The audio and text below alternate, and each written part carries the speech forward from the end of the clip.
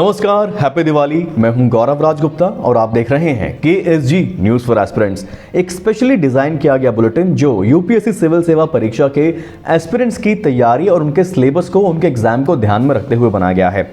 आप किसी भी कॉम्पिटिटिव एग्जाम के लिए अगर तैयारी कर रहे हैं तो करंट अफेयर्स से खुद को अपडेट रखना आपके लिए बहुत आवश्यक है, लेकिन समय भी बचाना है, समय का सदुपयोग भी करना है। इसीलिए कम समय में, कम शब्दों में, सीधा काम की खबर, मुद्दे की बात। इस बुलेटिन में क्या क्या है खास, जानने के लिए देखते हैं हेडलाइंस। KSG न्यूज कैन में आज के इंपॉर्टेंट करंट अफेयर्स टॉपिक्स हैं। पटाखों पर प्रतिबंध के बीच देश में दीपावली मनाई गई, देखिए क्या है महत्व। पीएम ने बॉर्डर पर जवानों संग मनाई दिवाली, जानिए लोंगेवाला बॉर्डर पोस्ट की स्ट्रेटेजिक इंपॉर्टेंस और हिस्ट्री। DRDO ने एक और मिसाइल का सफल फ्लाइट टेस्ट किया, जानिए इस मिसाइल के बारे में सब कुछ। भारत ने संयुक्त राष्ट्र में कहा, कोरोना के बहाने पर्यावरण पर तय जिम्मेदारियों से नहीं भाग सकते विकसित देश। जानिए G77 के बारे में सब कुछ, इसकी हिस्ट्री, सिग्निफिकेंस, इंपॉर्टेंस और भारत की भूमिका। KSG news facts, important facts for you to remember में आज देखिए कोविड-19 आसियान रिस्पांस फंड के बारे में डिटेल्स और भारत की इसमें मदद। PLI योजना को कैबिनेट की मिली मंजूरी, जानिए 10 फोकस सेक्टर्स के बारे में। आत्मनिर्भर भारत रोजगार योजना का आगाज, जानिए क्या है बड़ी बात। स्वर्ण जयंती फेलोशिप योजना के बारे में जानिए सब कुछ। घने अंधेरे में तेज चमकता बृहस्पति का चांद यूरोपा, क्या मिल पाएगा जीवन का संकेत। WHO भारत में स्थापित करेगा पारंपरिक औषधि का ग्लोबल सेंटर, पीएम मोदी बोले देश के लिए गर्व की बात। Syllabus based exam oriented important current affairs का कंपाइलेशन हमने किया है हमारे स्पेशल सेगमेंट में, जिसका नाम है KSG news can. KSG news can में सबसे पहले बात दीपावली की। पटाखों पर प्रतिबंध के बीच देश में दीपावली मनाई गई। दुनिया भर में दीपावली धूमधाम से मनाई जा रही है। दिवाली का त्योहार बुराई पर अच्छाई की जीत और अज्ञानता पर ज्ञान के उजाले का उत्सव है।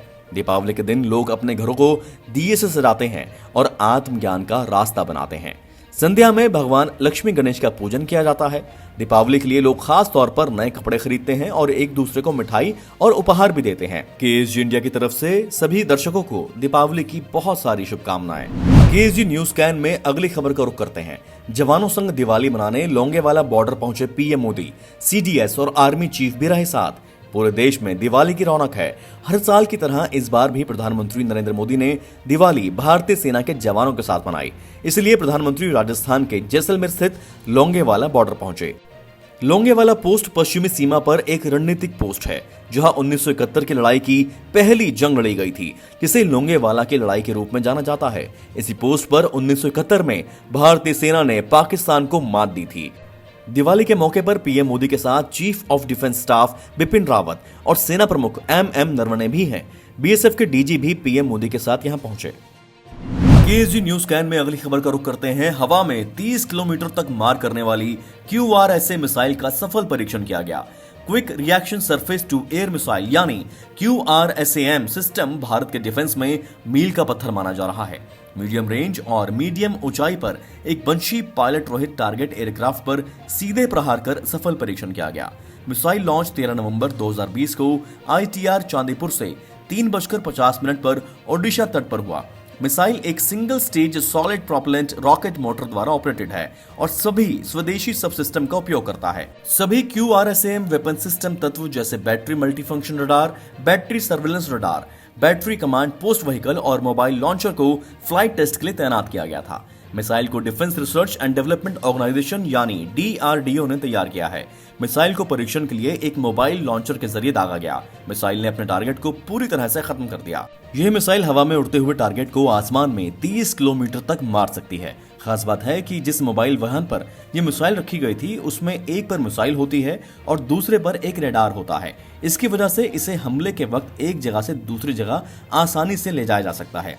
बीते 1.5 महीने में DRDO ने कम से कम 12 मिसाइलों के टेस्ट किए हैं।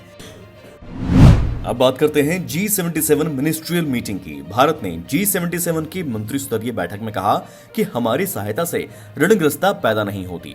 संयुक्त राष्ट्र में भारत ने कोविड-19 महामारी के चलते हुए नुकसान से उबरने के लिए विकासशील देशों के साथ मिलकर काम करने की अपनी प्रतिबद्धता को दोहराया। संयुक्त राष्ट्र में भारत के स्थायी प्रतिनिधि TS त्रिमूर्ति ने G77 के विदेश मंत्रियों की 44वीं बैठक में गुरुवार को कहा कि भारत की विकास सहायता हमारे सहयोगियों की विकास प्राथमिकताओं से निर्देशित होती है। हमारी सहायता ऋणग्रस्तता पैदा नहीं करती और ये बिना शर्त के है। G77 मिनिस्ट्रियल मीटिंग वर्चुअल तरीके से हो रही है। त्रिमूर्ति ने कहा कि महामारी ने विकासशील देशों द्वारा हासिल की गई दशकों की प्रगति को जोखिम में डाल दिया है और बड़ी संख्या में लोग गरीबी में चले गए हैं। उन्होंने आगे कहा कि G77 देशों के रूप में हम ऐसा नहीं होने दे सकते। हमें विकास के पथ पर आपसी सुनिश्चित करने के लिए भरपाई, लचीलापन और सुधार के पक्ष में अपनी सामूहिक आवाज उठाने की जरूरत है। उन्होंने महामारी से लड़ने के लिए वाजिब कीमत पर स्वास्थ्य प्रणालियों और लचीली आपूर्ति श्रृंखलाओं की जरूरत पर जोर देते हुए बताया कि भारत 150 से ज्यादा देशों को तत्काल स्वास्थ्य और चिकित्सा आपूर्ति में सहायता कर रहा है। त्रिमूर्ति ने कहा कि प्रधानमंत्री नरेंद्र मोदी ने वादा किया है कि भारत सबसे बड़े वैक्सीन उत्पादक देश के रूप में अपनी उत्पादन और वितरण क्षमता पूरी मानवता को उपलब्ध करवाएगा। आइए G77 के कुछ इंपॉर्टेंट फैक्ट्स पर चर्चा करते हैं। G77 संयुक्त राष्ट्र में विकासशील देशों का सबसे बड़ा अंतर सरकारी संगठन है। भारत इस समूह का सदस्य है। G77 यानी 77 का समूह की स्थापना 15 जून 1964 को 77 विकासशील देशों द्वारा की गई थी। हालांकि G77 की सदस्यता 134 देशों तक बढ़ गई है, लेकिन इसके ऐतिहासिक महत्व के कारण इसके मूल नाम को बरकरार रखा गया है। G77 का मुख्य उद्देश्य यह सुनिश्चित करना है कि विकासशील विश्व के सामूहिक हितों की रक्षा और क्षमताओं की वृद्धि के साथ इसकी बातचीत व्यापक संयुक्त राष्ट्र प्रणाली और अन्य अंतर्राष्ट्रीय मंचों पर की जाए। एक अतिरिक्त उद्देश्य आर्थिक और तकनीकी सहयोग के माध्यम से विकासशील देशों के बीच अच्छे संबंधों को बढ़ावा देना भी है। सदस्य देशों के विदेश मामलों के मंत्रियों की वार्षिक बैठक सबसे महत्वपूर्ण निर्णय वाली संस्था है। कुछ खबरों में कुछ इंपॉर्टेंट पॉइंट्स छुपे होते हैं जो फैक्ट्स होते हैं जिन्हें आपको याद भी रखना जरूरी है। इसीलिए हमने डिजाइन किया है हमारा special segment KSG news facts. KSG news facts में बात करते हैं आसियान कोविड-19 रिस्पांस फंड की। प्रधानमंत्री ने 17वें आसियान भारत शिखर सम्मेलन में कोविड-19 आसियान रिस्पांस फंड में $1 मिलियन अमेरिकी डॉलर के योगदान की घोषणा की। आसियान शिखर सम्मेलन वर्चुअल तरीके से आयोजित किया गया था। विदेश मंत्रालय द्वारा जारी एक आधिकारिक बयान के अनुसार कोविड-19 पर प्रधानमंत्री ने अंतर्राष्ट्रीय समुदाय को भारत की प्रतिक्रिया और व्यापक समर्थन पर प्रकाश डाला और महामारी से लड़ने के लिए आसियान की पहल का स्वागत किया। आइए जानते हैं कौन कौन मेंबर हैं आसियान के। आसियान में 10 मेंबर देश हैं: Malaysia, Singapore, Indonesia, Philippines, Vietnam, Thailand, Brunei, Cambodia, Myanmar और लाओस। अब बात करते हैं इसमें शामिल डायलॉग पार्टनर्स की। डायलॉग पार्टनर हैं India, south Korea, Australia, China, US और जापान। KSG न्यूज फैक्ट्स में अगली खबर का रुख करते हैं। PLI योजना को कैबिनेट की मिली मंजूरी। इसके लिए सरकार ने 10 सेक्टर्स की पहचान की है जिन्हें उत्पाद आधारित प्रोत्साहन यानी PLI देने की घोषणा की गई है। इन 10 सेक्टर्स में advance chemistry cell battery, automobile, auto components, speciality steel, electronic and technology project, pharmaceutical drug, telecom एवं networking product, textile products, food products, solar PV modules और व्हाइट गुड्स इत्यादि शामिल हैं। अब बात करते हैं आत्मनिर्भर भारत रोजगार योजना का आगाज हो चुका है। जानिए क्या है बड़ी बात, किसे लाभ किसे नहीं। वित्त मंत्री निर्मला सीतारमण ने कोविड संक्रमण काल से उबर रहे भारत में रोजगार को बढ़ावा देने के लिए गुरुवार को नई योजना की शुरुआत की। इसे आत्मनिर्भर भारत रोजगार योजना का नाम दिया गया है। यदि EPFO पंजीकृत प्रतिष्ठान नए कर्मचारियों को EPFO पंजीकरण के बिना लेते हैं या जो पहले नौकरी खो चुके हैं तो योजना इन कर्मचारियों को लाभान्वित करेगी। आत्मनिर्भर भारत रोजगार योजना की खासियत के बारे में बात करते हैं। आत्मनिर्भर भारत रोजगार योजना की शुरुआत 1 अक्टूबर 2020 से मानी जाएगी। इसके तहत कोरोना काल में नौकरी गंवाने वाले लोगों को मदद की जाएगी। साथ ही कोरोना संक्रमण से उबरने के मौजूदा दौर में नौकरी देने वाले संस्थानों को भी प्रोत्साहन मिलेगा। मंत्री निर्मला सीतारमण ने कहा, EPFO के तहत पंजीकृत किसी भी प्रतिष्ठान में नौकरी पाने वाले और 15,000 से कम मेहनताना वाले व्यक्ति को इस योजना का लाभ मिलेगा। कोविड काल में 1 मार्च 2020 से 30 सितंबर के बीच नौकरी गंवाने वाले और 1 अक्टूबर या उसके बाद नौकरी पाने वाले कर्मी इसके पात्र होंगे।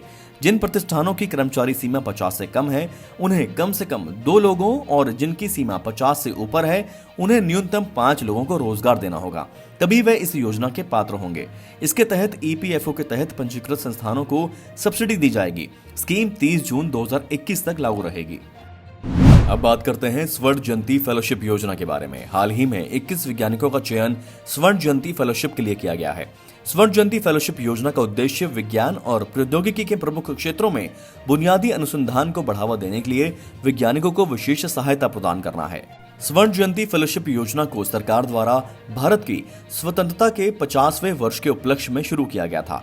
योजना के तहत सिलेक्टेड वैज्ञानिकों को विज्ञान और प्रौद्योगिकी विभाग भारत सरकार द्वारा 25,000 रुपए मंथली फेलोशिप 5 साल तक प्रदान की जाती है। इसके साथ ही इक्विपमेंट्स, कंप्यूटेशनल फैसिलिटीज, कंज्यूमेबल्स, राष्ट्रीय और अंतर्राष्ट्रीय यात्राओं तथा अन्य विशेष आवश्यकताओं के लिए भी अनुदान मेरिट के आधार पर प्रदान किया जाता है। इसके तहत 5 वर्षों के लिए 5 लाख रुपए का रिसर्च ग्रांट भी प्रदान किया जाता है।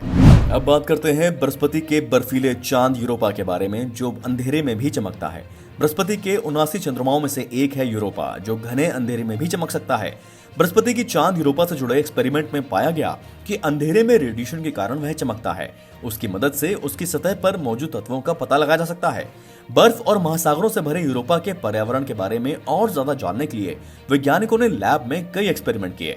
जुपिटर यूरोपा की सतह पर भारी मात्रा में हाई एनर्जी रेडिएशन इजेक्ट करता है। सतह पर टकराने से इनकी वजह से यूरोपा अंधेरे में भी चमकता है। नासा की जेट प्रोपल्शन लेबोरेटरी की रिसर्च में जुपिटर से आने वाले रेडिएशन का यूरोपा पर मौजूद तत्वों पर अलग अलग असर होता है, जिससे अलग अलग चमक पैदा होती है। कहीं जगहों पर यह हरा, कहीं नीला तो कहीं सफेद दिखता है और चमक की तीव्रता भी अलग अलग ही होती है। इस रिसर्च के लीड साइंटिस्ट मूर्ति गुडापति ने कहा कि इससे यूरोपा पर जीवन की संभावनाओं का पता भी लगाया जा सकता है। दरअसल यूरोपा पर भारी मात्रा में अंदरूनी महासागर है, जो सतह पर बर्फ के रूप में आ जाता है। विश्व स्वास्थ्य संगठन यानी world health organisation WHO Bharat की जो पारंपरिक चिकित्सा पद्धति है उसको ग्लोबल स्तर पर ले जाने जा रहा है। ग्लोबल सेंटर भारत में खोलने जा रहा है। इसका फायदा दुनिया भर में होगा और भारत की जो चिकित्सा पद्धति है, जो आयुर्वेद है, उसका जो महत्व है वो पूरी दुनिया समझ रही है। इस पर हमने बनाया है KSG स्पेशल रिपोर्ट। भारत में पारंपरिक चिकित्सा केंद्र।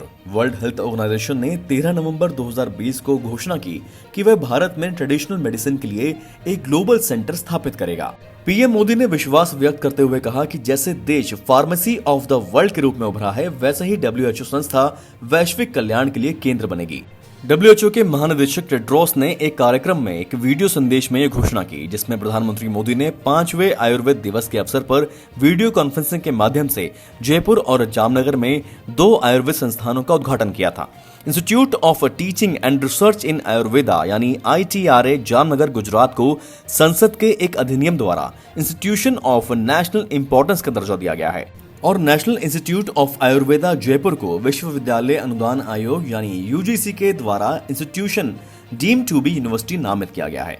यूनिवर्सल हेल्थ कवरेज के उद्देश्य वाला यह नया केंद्र WHO की पारंपरिक चिकित्सा की भूमिका को मजबूत करने के लिए WHO की पारंपरिक चिकित्सा रणनीति 2014-2023 को लागू करने के प्रयासों का समर्थन करेगा। आयुर्वेद भारत की धरोहर है। मानवता के कल्याण के लिए देश का पारंपरिक ज्ञान का महत्व पूरी दुनिया समझ रही है। आयुष मंत्रालय 2016 से हर साल धनवंतरी जयंती यानी धनतेरस के अवसर पर आयुर्वेद दिवस मनाता आ रहा है। 5वें आयुर्वेद दिवस 2020 को बड़े पैमाने पर वर्चुअल प्लेटफॉर्म पर आयोजित किया गया था।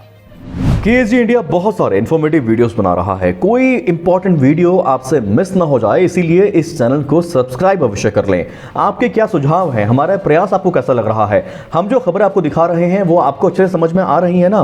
ये सारा फीडबैक आप हमको कमेंट सेक्शन में जरूर दें। KSGindia.com पर बहुत सारा स्टडी मटेरियल टेक्स्ट फॉर्मेट में भी अवेलेबल है। आपको नोट्स वहां सर मिल जाएंगे। KSG इंडिया के ऑनलाइन प्रोग्राम के साथ साथ अब पावरफुल क्लासरूम कोर्सेज के लिए एनरोलमेंट भी शुरू हो चुका है। उसकी जानकारी भी आपको वेबसाइट से मिल जाएगी। दोस्तों, हमारी कोशिश यही है कि आपका समय का सही सदुपयोग आप करें। खबरों की बहुत डिटेल में जानने की जरूरत नहीं है। अक्सर हम देखते हैं अखबारों में या पोर्टल्स में रिपीटेशंस होती है खबरों की। 2 मिनट की खबर है, 15 मिनट उसके लिए लगाने की जरूरत नहीं है। उस समय को आप जो स्टडी मटेरियल अवेलेबल है वेबसाइट पर वहां लगाइए, इन्फॉर्मेटिव वीडियोस पर लगाइए और थोड़ा सा आराम भी करिए। मोटिवेट भी रहना जरूरी है। इसी के साथ खबरों के सारांश में आज के लिए इतना ही। बने रहिए KSG इंडिया के साथ। नमस्कार, बेस्ट ऑफ लक।